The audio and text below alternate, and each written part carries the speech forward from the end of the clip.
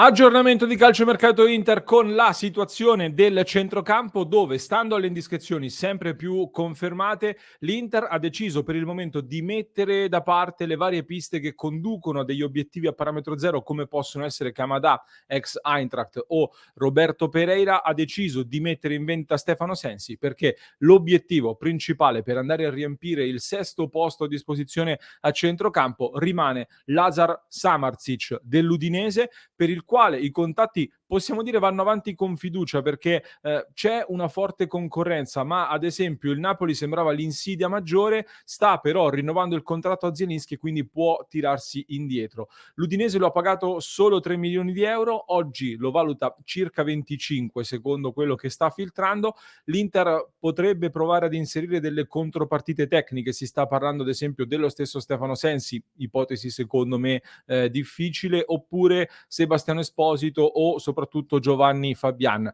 Cifra importante, spoiler però subito, secondo me se le cose vanno come devono andare a questa cifra praticamente Samardzic non lo prendi mai più. E allora, siccome in tantissimi mi avete chiesto di fornirvi un parere, ecco, su questo calciatore e di approfondire le sue caratteristiche con il nostro solito format in cui andiamo ad analizzare ai raggi X i calciatori accostati all'Inter, eccoci dunque in questo nuovo episodio di oggi. Amiche ed amici passioni interisti, ben ritrovati, vi invito subito a lasciare un mi piace per sostenerci, per mandare sempre più in hype i nostri contenuti, per continuare a far conoscere il nostro canale. A tal proposito siamo quasi 55.000, se volete darci una spinta ulteriore cliccate subito sul tasto iscriviti, così continuate ad aiutarci a diffondere i contenuti di Passione Inter e il lavoro che facciamo ogni giorno per la community di grandi interisti che ci segue.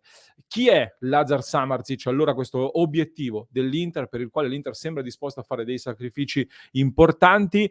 Partiamo come sempre, come facciamo di solito, dalla carta d'identità di questo giocatore che è nato in Germania, ha fatto tutta la trafila del settore giovanile delle nazionali tedesche, salvo poi scegliere la nazionale serba al momento di fare il salto in prima squadra. È nato il 24 febbraio del 2002 a Berlino. Transfermarkt ci segnala un'altezza di 1,84 m e una valutazione di mercato attuale attorno ai 14 milioni di euro. Sappiamo però che è una valutazione che lascia un po' il tempo che trova.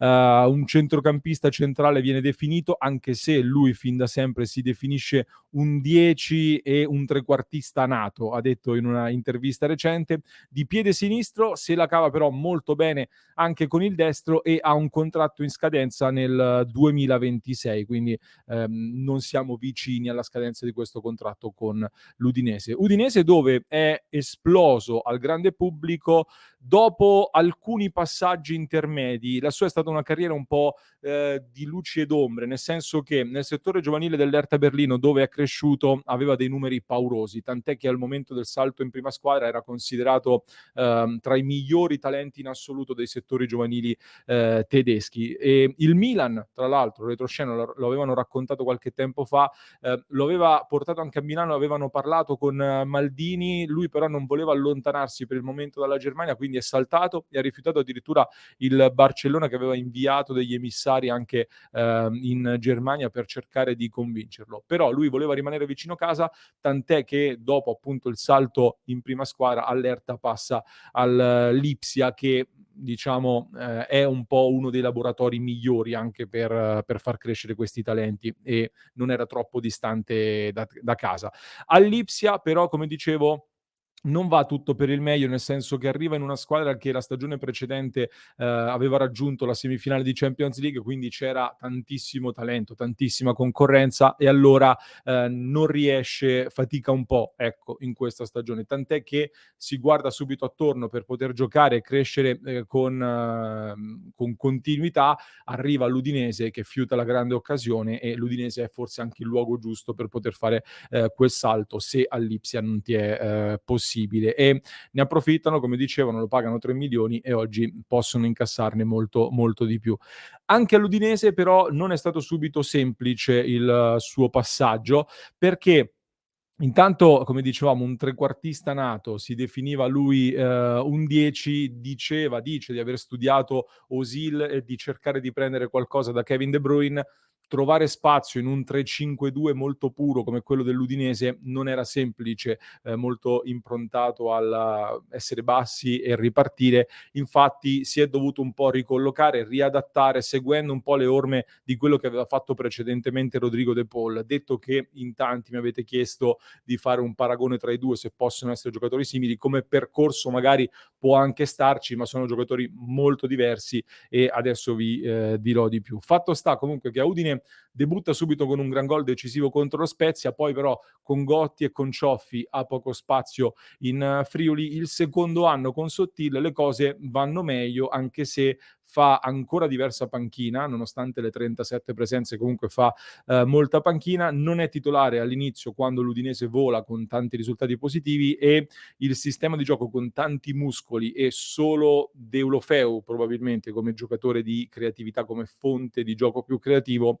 lo hanno limitato molto. Poi però nella seconda parte è sicuramente decollato. Giocando diciamo da terzo di destra nel centrocampo a 5, quindi da mezzala destra, ma a piede invertito. Che cosa intendo? Intendo che è stato impiegato di fatto nella zona che all'Inter fino a qui ha occupato Nicolò Barella, per capirci, ma lui essendo principalmente mancino si muoveva molto a rientrare verso la zona centrale del campo e poi verticalizzare, scambiare, andare in profondità oppure cambiare campo con il piede mancino, mentre Barella diciamo è più portato anche a venire largo e al cross.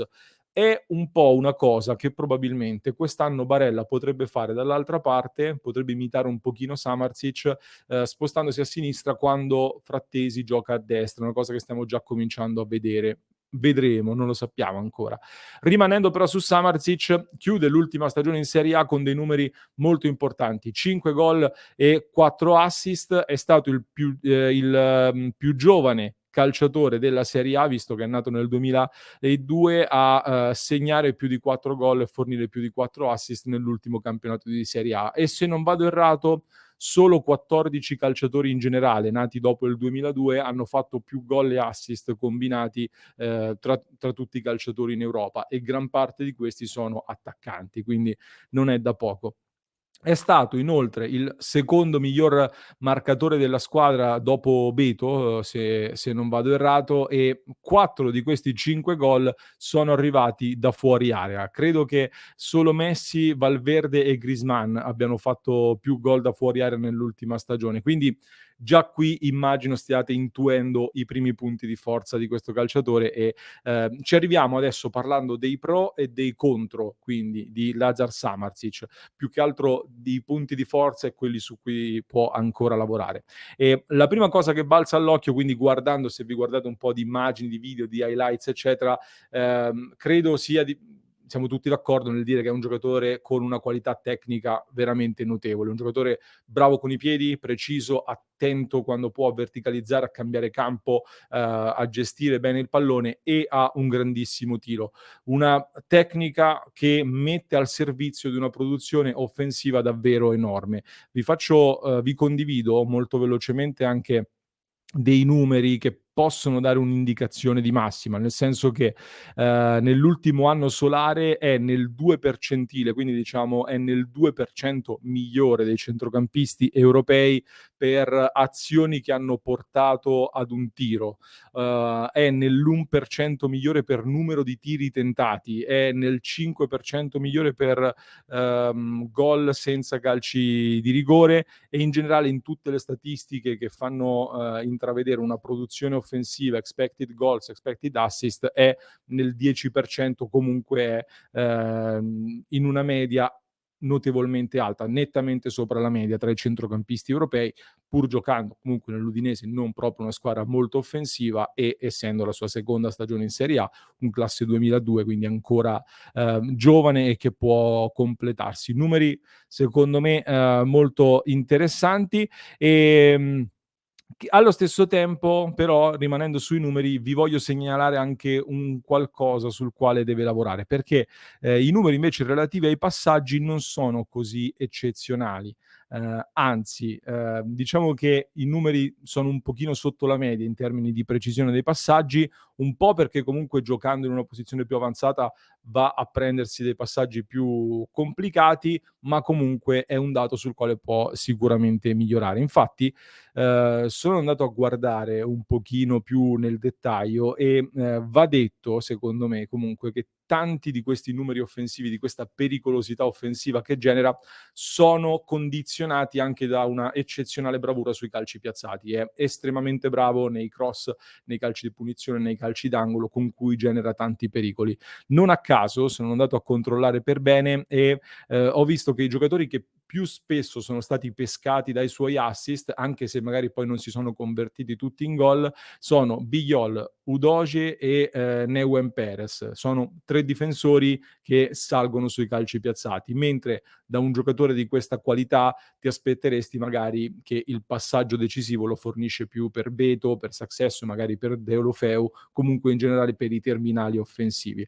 È una cosa sulla quale può sicuramente lavorare. Ha un grandissimo tiro da fuori, come dicevo, sia con il destro che col sinistro, soprattutto che è il suo piede. Tatticamente è davvero molto intelligente, sa orientarsi bene con il corpo, sa prendere le decisioni giuste, palla al piede e vede la giocata con un tempo di anticipo, quindi non ho molti dubbi sul fatto che ci si possa lavorare per renderlo sempre più completo e che tecnicamente e tatticamente possa essere un giocatore molto interessante sul quale Inzaghi può lavorare. D'altronde io, come dicevo, se il Lipsia è un ottimo laboratorio, più in generale io credo che proprio il calcio tedesco oggi sia uno dei laboratori più interessanti per i giovani calciatori e anche lui ne ha acquisito quelle qualità di duttilità, di letture nei movimenti e soprattutto di pressing che sono molto utili nel calcio di oggi.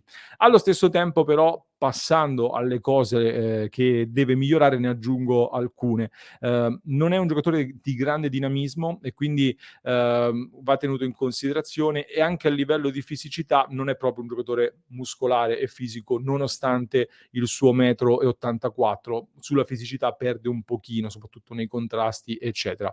Così come, secondo me, è un po' indietro nelle letture difensive più complicate, cioè nella fase, difensiva, perde un pochino e, devo dire comunque quest'anno ha mostrato dei miglioramenti, ma per fare la mezzala in Italia deve fare un altro passo in avanti.